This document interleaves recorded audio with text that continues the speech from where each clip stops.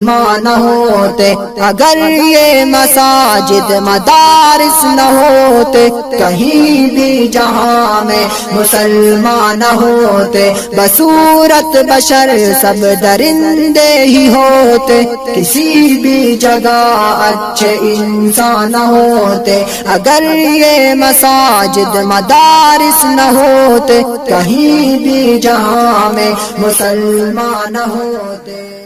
میں نے پسند ذات محمد کو کر لیا، لائے کوئی مثال میرے انتخاب کی۔ اس عنوان پر تقریر پیش کرنے کے لیے محمد ازہد سلمہ کو دعوت دیتا ہوں کہ وہ آئیں اور تقریر پیش کریں۔ صاحب قاسمی دامت برکاتہ العالیہ نے مجھے 500 روپے دیا ہے کہ ہر طالب علم کو 100 روپے کا انعام دے۔ الحمدللہ رب العالمین والصلاة والسلام على سيد الأنبياء والمرسلين وعلى آله وأصحابه أجمعين، أما بعد، أعوذ بالله من الشيطان الرجيم، بسم الله الرحمن الرحيم،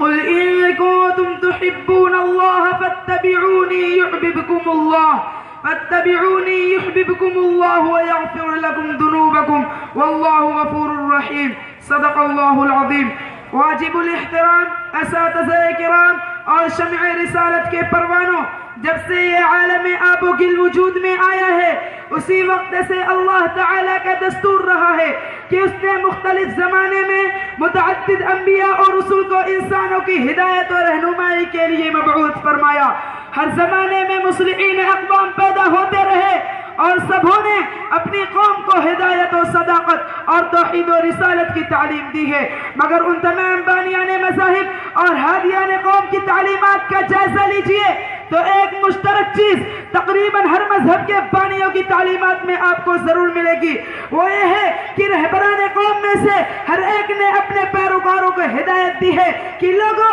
مجھ سے ہی محبت کرو، مجھ سے ہی پیار کرو۔ اس تعلیم کا راز یہ ہے کہ ہادی و پیغمبر کی بعثت ہی اس لیے ہوتی ہے کہ لوگ ان سے محبت کریں، ان کی تعلیمات پر عمل کریں، اسے اپنے دل میں جما لیں، لیکن ان سب کا دار و مدار نبی سے عشق و محبت پر ہے۔ اگر پیغمبر سے محبت نہیں، قلبی لگاؤ اور عقیدت نہیں تو ان کی باتوں کا نہ کوئی وزن ہوگا، نہ کوئی اثر ہوگا اور نہ ان کی باتوں کا عمل ہوگا۔ چنانچہ اقوام عالم کی تاریخ اٹھا کر دیکھیے، جس قوم کے اندر اپنے ہادی و پیغمبر سے جتنی صالح عقیدت اور حقیقی محبت تھی، جو عشق میں جتنا پکا تھا وہی عمل میں پختہ نکلا، جو عاشق صادق تھا وہی مومن کامل بنا، جس کو نبی سے گہرا تعلق تھا اس نے اس کی تعلیمات کو دل و جان سے لگایا اور دنیا کے گوشے گوشے میں پھیلایا۔ الحاصل یہ کہ ہر نبی نے اپنی قوم کو اپنی ذات سے عشق و محبت کی تعلیم دی ہے۔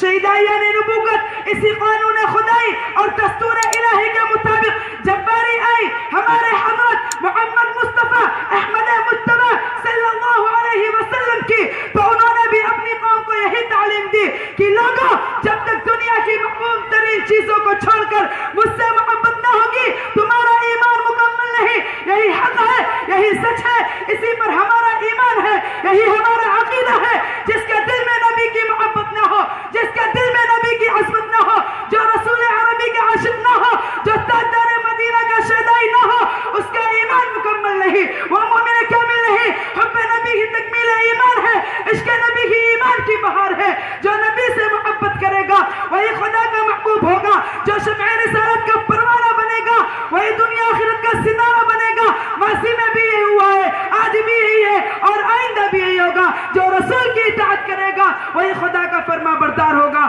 میں بتاؤں نبی کی محبت اور اطاعت کرنے سے کون کیا بنا ہے؟ ابو بکر نے نبی سے محبت کی، صدیق اکبر بن گئے، عمر بن خطاب نے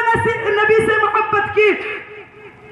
فاروق اعظم بن گئے، عثمان بن عفان نے نبی سے محبت کی، ذی النورین بن گئے، علی بن ابی طالب نے نبی سے محبت کی، حیدر کرار بن گئے، خدیجہ نبی پر شہیدہ ہوئی، طاہرہ بن گئی، عائشہ نبی پر فدا ہوئی، صدیقہ بن گئی، سعد اور سعید اور عبد الرحمن بن عوف نے نبی صلی اللہ علیہ وسلم کی اطاعت کی تو انہیں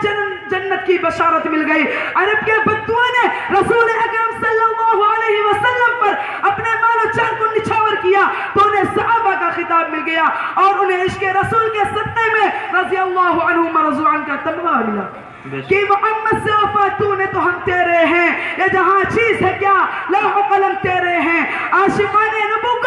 آپ اپنے دل ہی دل میں یہ کہہ رہے ہوں گے یہ تو نور نبوت کی بات ہے، یہ تو نور محمدی کا کرشمہ تھا، یہ تو آفتاب رسالت کی ذوفشانی تھی کہ جس پر ان کی کرن پڑی اس کے دنیا ہی بدل گئی، دل کے نہاخانوں میں اجالا پھیل گیا اور ہر ذرہ خورشید بن گیا۔ اب تو ہم میں نبی کی ذات اقدس موجود نہیں، ہاں نبی کی ذات اقدس موجود نہیں، مگر نبی کا فرمان باقی ہے، نبی کا کلام باقی ہے، نبی کا لایا ہوا قرآن باقی ہے، نبی کی لائی شریعت باقی ہے، رسول کی سنت باقی ہے۔ نبی کے فرمان کو بچا لاؤ، نبی کے کلام سے محبت کرو، نبی کے لائے قرآن پر عمل کرو، نبی کی لائی شریعت کی حفاظت کرو، رسول کی سنت کی اشاعت کرو۔ بہت اچھے، ماشاءاللہ، بہت خوب۔